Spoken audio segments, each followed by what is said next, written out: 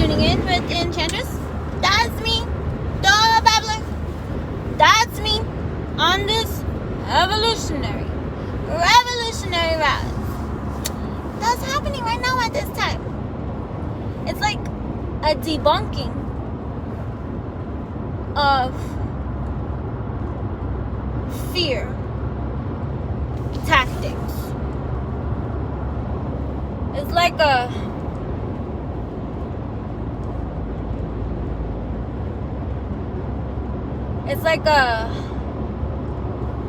let me get to, look at this dish. Wow. To only have gotten so much more further. Dish. Anyways. The race is an illusion. You can take that word race and have the interpretation of race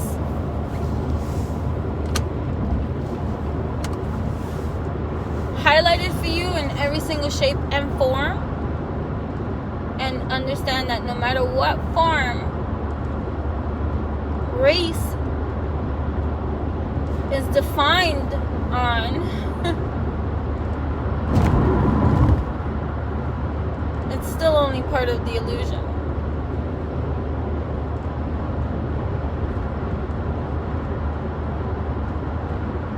Or labeling.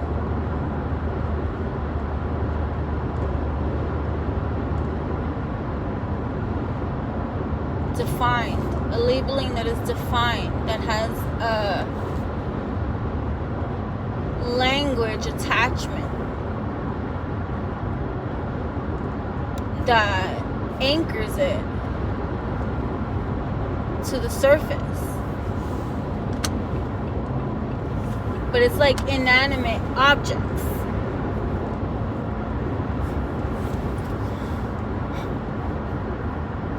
Part of my evolution right now that I'm sharing with you guys right now, it's interesting. The babbler, right? I always understood the babbling side of me, that it's like a spirit download that just is released from me. There's no thinking involved in babbling. It's just a stream, a flow of light codes, right? And I've understood how phenomenal such an occurrence can be, and to be able to observe it.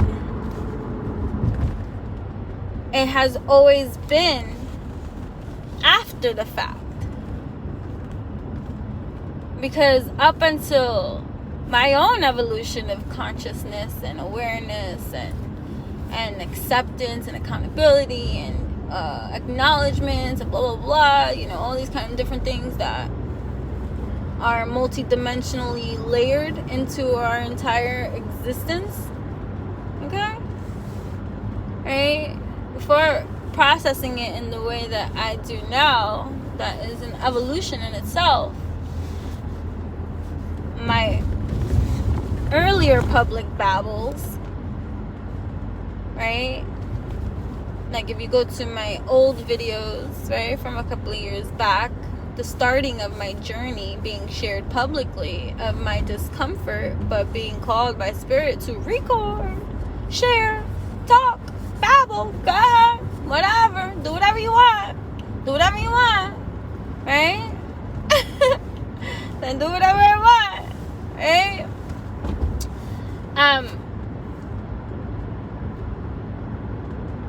Babbling, and the human observing the babbling, always occurred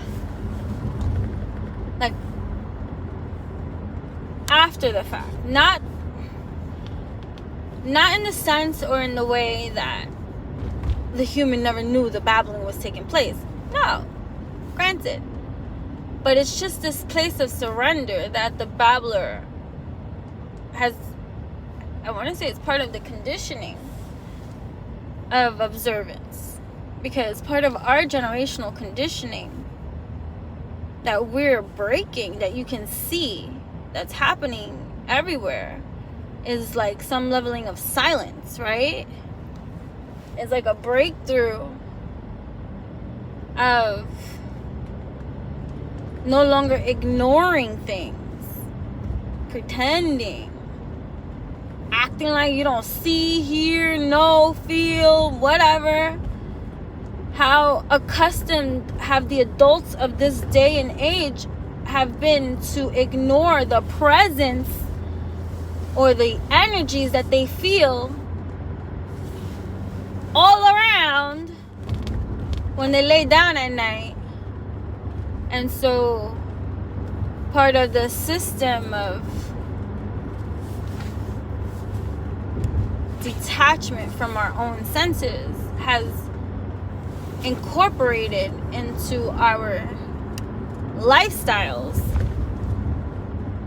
various opportunities of different tools we can use to escape allowing for this connection and awareness and acknowledgement and all this other stuff to take place from person operating the vehicle, right? Anyways, so because of the human shyness, right, and insecurities, because that's really what it was, or just, I go through the process of understanding when I started to shut down from expression, right, that was once so free, or ignited naturally within me, and when did the suppression begin? In this lifetime. I'm not talking about other lifetimes, just this one. And it's fascinating to go through your own transcripts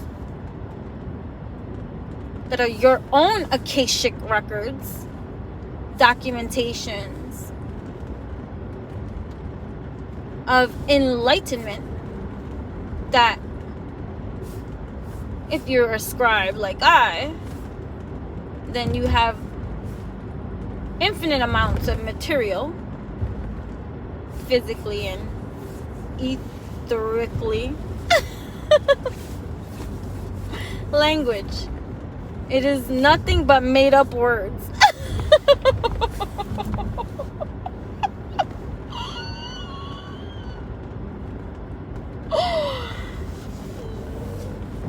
Oh my. Anyway, so it's just like my automatic writing. My automatic writing, I can dive into and articulate much better, because my automatic writing has been a phenomena of my whole entire life existence ever since I was a little girl. Because ever since I was a little girl, even prior to learning how to really write and write stories, I was always pen and paper. So 2 or 3 years old, who doesn't know how to write, I was always writing, and I would always read back to my mom or my dad what I wrote on these papers, that technically now the adult that sees and thinks back to this moment in time, there was nothing written on those papers but scribble. But for me, there was a story there, and I was always so fascinated by who wrote this story, right? I used to write, I'm a poet and all this kind of stuff, and I used to write poetry 5, 6, 7, 8 years old, that I would read back and I'm like, who wrote this? Who wrote this? So because of my own experience from such a curiously young age, I engaged. And so from young, I observed my automatic writing experience and its process, detached from the experience, allowing for the flow of that experience, and got to observe the phenomenon that was taking place in varying degrees, right? And so I have a lot more mastery in my own processing of the automatic writing experience for me. The babbling one, now that one has always been reserved for those that I was closest to.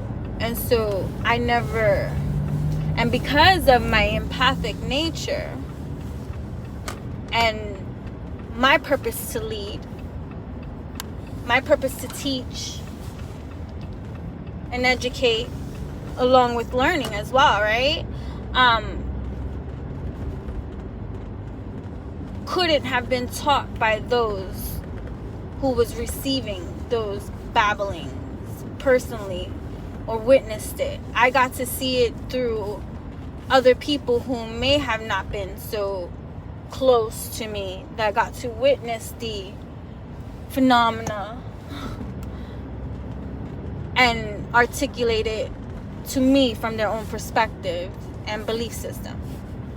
So it was through those eyes, right, that started to awaken to the babbling that was occurring when I channel and babble. So now the part, and this has been for over a year already, or two, I have no concept of time, but this has been going on for a while, because time reveals all things. Literally, this has been going on for a while. And it's funny because I watched the video from like a year ago, and it was already happening then, where the human is participating in the babbles, not necessarily speaking, because that's not the role, but it's in the observing and the being a part of presence, being present as it's happening, during the time it's happening, instead of waiting till after and just like disassociating and tapping out to allow the flow of channel, right? And so now these are like, you know, these concepts and ideologies and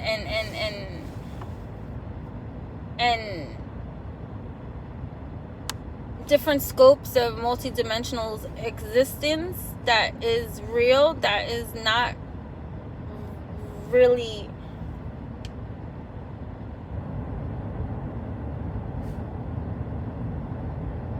part of our mainstream media, right? Like, you know, it's not on and popping popular. It's always religious pursuits and spirituality through all of our documentation of our fabricated histories, right?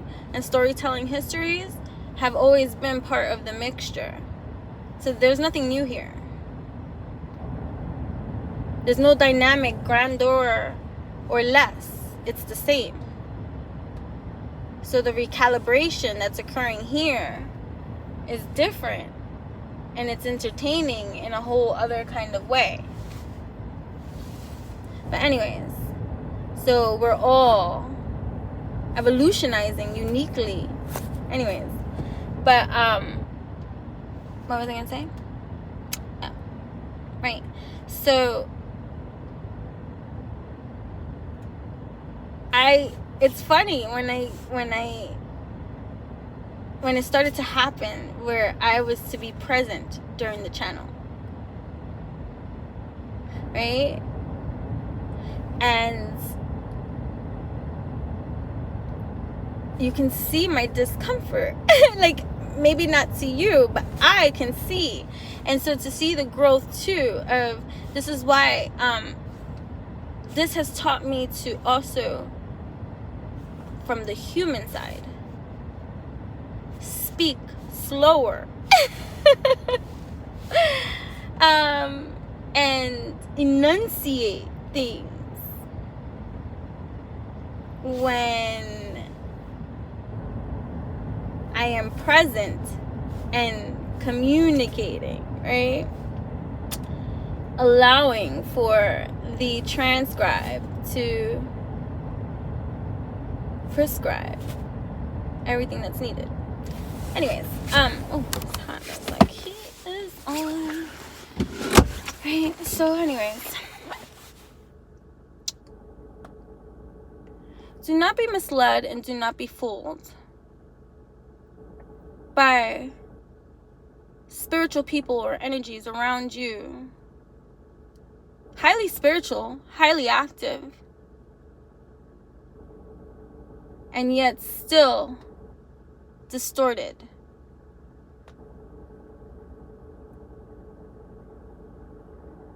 And it's not so much distortion, because you have to look at it from that perspective of just its own evolution. It is what it is with people, places, and things. Everyone acts in accordance to what they are, what level they're in, what evolution they participate on, what role they came to serve and choose. Right? And so sometimes people think themselves clever. I gotta go.